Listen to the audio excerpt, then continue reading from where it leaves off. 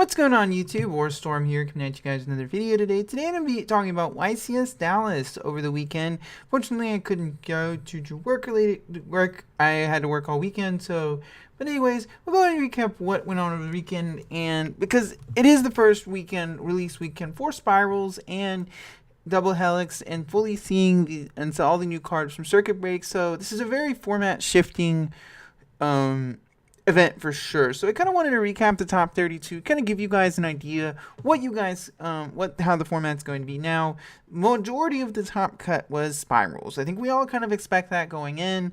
And the only decks that really were able to crack the top 32 cut were 2 Trickster decks and 1 Invoked list. I'll have one of the Trickster list and one of the Invoked list.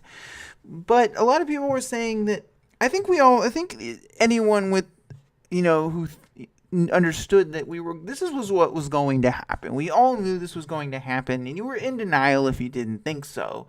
Yes, we do still have 3 Diagram, 3 Masterpiece. Yes, Pendulum Magicians have 3 Jokers and all the other pieces. But the fact is, Spirals just literally...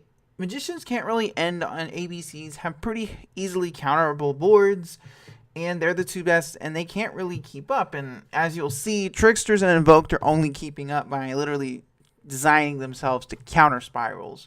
So the first Spiral list we'll have today, this is an example of what I would call a quote-unquote mono build, but most of these ratios are pretty similar, with the actually main decking evenly matched, which from what I've heard, where people were buying them for like $90 on the floor, which is crazy. But this is a pretty standard list. You see the 2 super agents. Some builds in the OCG were running 2, and it's definitely a pretty standard list. The Gateway to Chaos, to deal with people, like to give your opponent off a set rotation, which if they can't out it is going to give your opponent a bad time. So it's a pretty standard Spiral list however, one thing you're going to notice about these deck lists is every single deck list has 8 to 9 hand traps main boarded, and it's just absolutely crazy. The second list here, this is more of a Destrudo combo-oriented build. The other build is kind of a mono build. You see the Coral Dragon and the Ancient Fairy Dragon in the extra deck. The Herald of the Arclight, I'm not really sure why it's there, but let me know in the comments if what I'm missing.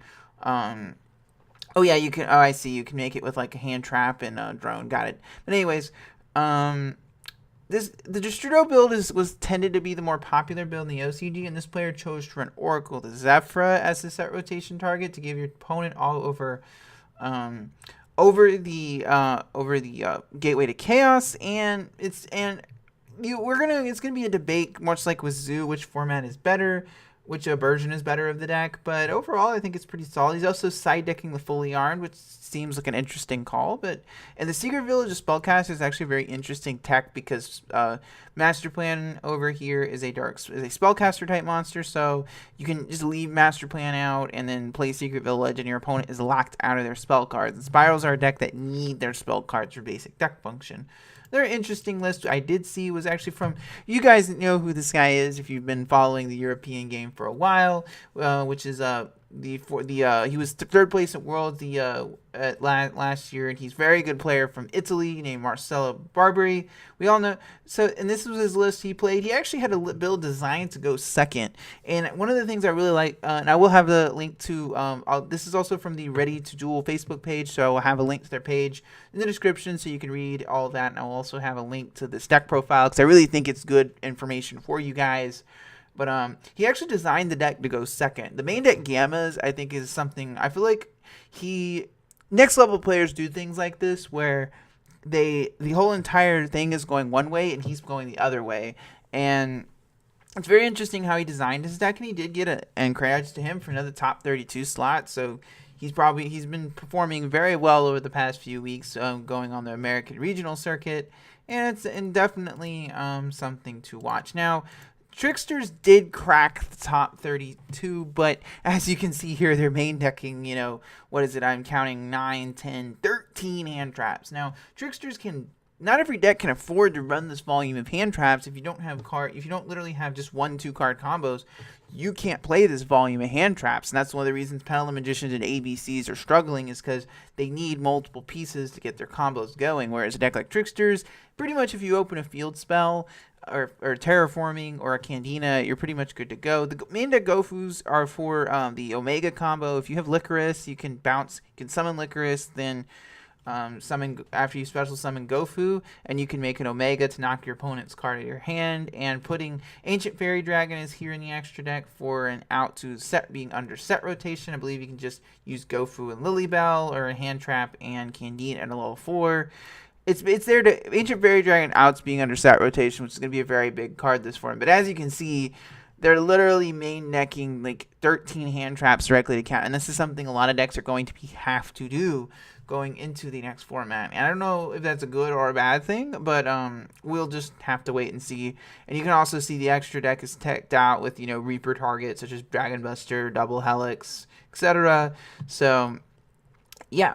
So the other thing is, other list you see is the invoked list, but as I said earlier, this, you can call this an invoked list, but it's literally running pretty much just Alistair hand traps. The interesting thing this player did do, the reason you can see he got to the top 32, his deck was literally just designed to counter Spyrals. It also, the interesting thing was he had the Necros and the Gaia main decks to counter, he did this to counter being under set rotation, which is a big thing this format. He main decked both because he didn't know which one his opponent was going to give to his opponent, and having a light target, and the light guy is a target for Makaba if you really need one, but this is not exactly the way we want our Yu-Gi-Oh to go for sure.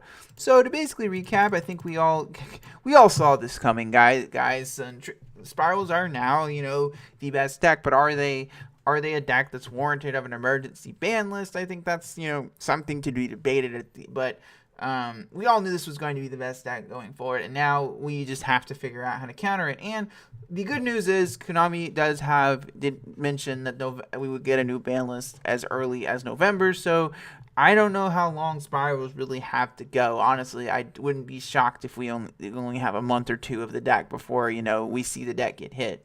So anyway, guys, it about comes to the end of the video game. Let me know what you guys think of the YCS Dallas results. Will you be playing Spirals, or will you just be taking, you know, going into hibernation in this format? Let me know down in the comment section down below. And as always, I thank you guys for watching. It's Warstorm signing out.